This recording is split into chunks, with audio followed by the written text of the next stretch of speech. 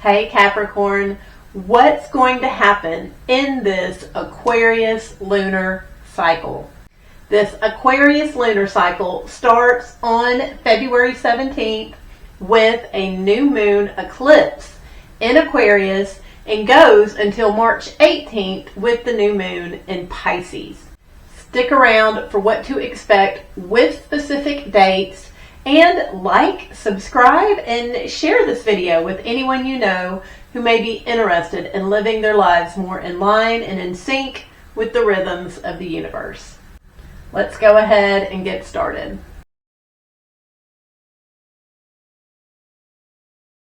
Capricorn, this new moon eclipse in the sign of Aquarius is taking place in your second house. This is the house of finances and the things that we value, our possessions, our family values. There's going to be some sort of shift or new start in this area. Mars and Pluto are also there in your second house right now. So maybe it's stirring up some aggression. Maybe there are some unexpected bills you are having to pay. This shift is definitely causing some focus and a little bit of obsession about your finances though. Also during this eclipse, fortunately, Mercury and Venus are together in Pisces. This is your third house. So communication with the neighbors, short trips, your siblings are pleasurable, enjoyable. Lean into this area of your life, Capricorn. Pick up a book to read. You'll definitely enjoy it during this eclipse season. And like with all eclipses, the energies can take a few weeks to a few months to fully play out. You will be feeling the shift about a week beforehand and a week afterwards. And the eclipse is exact. It happens on February 17th. Then on February 18th, the sun moves into Pisces. So Pisces is that third house. This is the community around you that you don't choose. So this area of your life becomes a little bit more important during Pisces season when the sun shifts its spotlight into the third house, the community, the siblings, the neighbors. This is part of your yearly cycle, Capricorn. Then on February 20th, we have the Saturn and Neptune conjunction. So we are going to be feeling this about a week beforehand, building up. It's going to come exact on the 20th. We'll still be feeling it about a week afterwards. Saturn and Neptune have both recently moved into the sign of Aries. This is your fourth house, Capricorn. So Saturn is the planet of structure, of the long game. It likes to plan. It likes to be disciplined. It likes tradition. And it's not real comfortable in the sign of Aries. So Aries is ruled by Mars. Aries is the warrior. Aries doesn't want to be patient, doesn't want to be diligent. It wants to jump out there, go get it, and conquer it. Saturn is just not comfortable in Aries, and neither is Neptune. Neptune was the god of the water. So he likes to dissolve boundaries. He likes to use his intuition. He likes to feel things. He likes to be sensitive. Capricorn, I'm sure you've seen a change in the sun sign Aries in your life recently. They have become more grateful, a little bit more gentler. This is Neptune's influence. And on the 20th, Neptune in Aries, not real comfortable there. Saturn and Aries, not real comfortable there. They come together. So this is a weird sort of awkward energy. This is playing out for you in that fourth house of family and home. Maybe someone in the family is deciding they are going to be religiously disciplined in some area that's not normal, not normally what the family would be into. This could be starting a meditation routine with the family, starting a yoga routine. And this could be buying some new art and placing it somewhere in the house. This energy could express a few different ways, but this is a longer term energy, but it does come exact on February 20th. Then, fortunately, on the 21st and the 22nd, we are feeling the energy build up Venus is trining Jupiter. So Venus is the planet of love, fun, enjoyment, relaxation. It's in that third house. This is your community. Your siblings have been more enjoyable than usual. And Venus trines Jupiter in that seventh house. So Jupiter has been in Cancer since this past June. It's that seventh house. This is your long-term relationships. Your partner's been doing well, and they in turn have been blessing you because they've been doing well. And something about enjoying your neighbors, having fun with the siblings is triggering those blessings from the partner. This is beautiful energy. We can feel it on the 21st. It comes exact on the 22nd. But put that weekend in your calendar, Capricorn. You'll definitely enjoy it. Then on the 26th, Mercury stations. So Mercury stands still in the sky before going retrograde. Mercury's the planet of communication. It's how we think and speak. It's in that third house. You may have been tempted to go on some short-term trips, some day trips recently. When Mercury stands still, it's hard to have conversations. Technology a lot of times glitches. It's hard to get a lot of things done, but especially on this one. Mercury likes logic and clear communication, and Pisces energy is just not about that. So Pisces energy is ruled by Neptune. This is that ethereal energy. So Mercury in Pisces likes to intuit things. It likes to dream up concepts. We are not going to be seeing things clearly on the 26th. Don't sign any contracts that day. Avoid it if you can. Avoid the road, because drivers on the road are going to be confused. They're going to forget which way they're supposed to turn. They're not going to be paying attention. They're going to be thinking about something else. Mercury retrograde in the third house will allow for communication, maybe with neighbors you haven't seen in a while, people who have moved out of the neighborhood, old classmates. This is a great time to get in touch with the sibling you haven't talked to in a while. The impulse will be there to do that. Mercury is going to be retrograde in Pisces until March 19th. Also on the 26th, we are going to be feeling the energy build towards the 27th, where's Uranus. So Mars is still in Aquarius, that second house. It's causing some impulsive spending, possibly some competitiveness or some irritation around finances. And it's having a 90-degree angle, a square to Uranus on the 27th. We will be feeling this on the 26th. So it's something about having to spend money, to think about and possibly even cut off some passion projects, some creative projects. It may cause you to cut your kids off.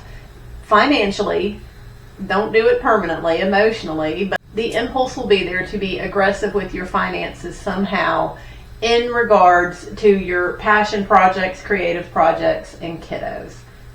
Be aware of this energy, Capricorn. Fortunately, on the 28th, Venus and Mercury do come together, so this is in that third house of community and siblings. This, may trigger apologies. Someone in the neighborhood may be like, hey, you shouldn't be so harsh with your kids. Or maybe a sibling's letting you know, hey, those passion projects are what keep you sane. Don't get rid of those. This is a fast-moving energy. It is an enjoyable one. That is on the 28th. Then on March 2nd, Mars moves into Pisces. So this is that third house. Pisces rules that third house, the siblings, the neighborhood. Mars, the god of war, leaves your house of finances. And there may be a neighbor that starts to become persnickety or critical. This would be a great time to go for walks or runs in the neighborhood, get that energy out that way. Mars is now the fourth planet in Pisces, so we also have the Sun and Mercury and Venus there, all stimulating this area of your life. So your neighbors and your siblings are just a little bit more important and getting a little bit more attention than usual. Mars is in Pisces until April 8th. Then on February 3rd, we have a full moon eclipse in the sign of Virgo. So this is your ninth house. This is the house of higher learning. This is the house of long distance foreign travel. This is the area of your life you're wanting to master, to become a guru. We're feeling this energy about a week beforehand building up. This is going to bring about a completion, a fruition of a dream. Something you've been working towards is going to come to pass. And as with all eclipse energies, we may or may not feel it on the 3rd, but the energies will definitely play out over the next few weeks or few months. Then on the 4th, Venus in that 3rd house, you're enjoying the neighbors, going to a bunch of neighborhood picnics and barbecues. Venus sextiles Uranus in that 5th house. So something about having fun in the neighborhood includes the kids that have been unpredictable and all over the place, or these passion projects that you just haven't been able to get to or have caused chaos in your life. There's some kind of beautiful connection between having fun in the neighborhood and having something unexpected with the kids or the passion projects. This is a faster moving energy, but that is on the 4th. Then on March 6th, Venus moves in to Aries. So Aries is that 4th house. This is family, home, and upbringing. Venus is the planet of luxury, love, fun, taking naps, relaxing. Venus likes to have their desires served to them. But Venus is in Aries, and Aries is ruled by Mars, the god of war. So Venus moving into Aries is a more impulsive Venus. This is someone that's going to go out, get what they want, and conquer it. Venus in your 4th house could cause you to want to redecorate, just go buy a new wreath, a new set of cookware. Venus is in Aries until March 29th. Then on the 7th, Venus meets up with Neptune. Neptune has recently softened this Aries energy. So Neptune is soft, it is serene, and Venus and Neptune together is definitely nap time at your house, Capricorn. This is a sweet and sensitive spirit in the home that day. Also on the 7th, we have a Mercury cazimi. So Mercury and the Sun line up during a Mercury cazimi, and the Sun's energy is shown through Mercury, and brilliant ideas are sprinkled about the earth. And typically it's a time for aha moments, brilliance. However, it's in the sign of Pisces. So this is that 3rd house. This is a time to dream. This is a time to see the vision. This would be a beautiful day to work on art projects with your neighbors or siblings. This is also excellent drinking energy. So if you're invited somewhere in the neighborhood and people hand you a drink, that's just part of the energy for the day. The 7th is not a good day to think about details, worry about details, get on that spreadsheet. It's a day for laughter, for relaxation, for prayer and meditation. However, on the 8th, Venus does come in contact next with Saturn. So if there was a little bit of drinking on the 7th, you're going to be dry on the 8th. So this is cleaning up and getting serious. This is the day to work on the spreadsheet. This is the day to do the details. When Venus and Saturn are together, this is a very discriminating energy. This is wanting things done right and not wanting it any other way. This is a fast-moving energy, but that is there on the 8th. Then on the 9th, Mercury in that 3rd house, communicating with the siblings, going retrograde and having old neighbors pop up and just call us out of the blue. Mercury is trining Jupiter. So this is definitely glass half full thinking. Jupiter's in that 7th house. That's the house of your spouse, of your long-term partners. This is a beautiful energy of communicating with siblings and neighbors and kind of triggering that abundance and generosity from your spouse. Or maybe your spouse receives a present and it's something you can enjoy too. This is a fast-moving energy, but that is on the 9th. And then the 10th, Jupiter stationed. So Jupiter has been going retrograde in the sky these past few months, and Jupiter stands still on the 10th. This is like a double dose of Jupiter. So a double dose of blessings for your partner, of generosity. They're going to be feeling good. They're going to be having a good day. Definitely spend time with your spouse or business partner on the 10th because you'll enjoy it too.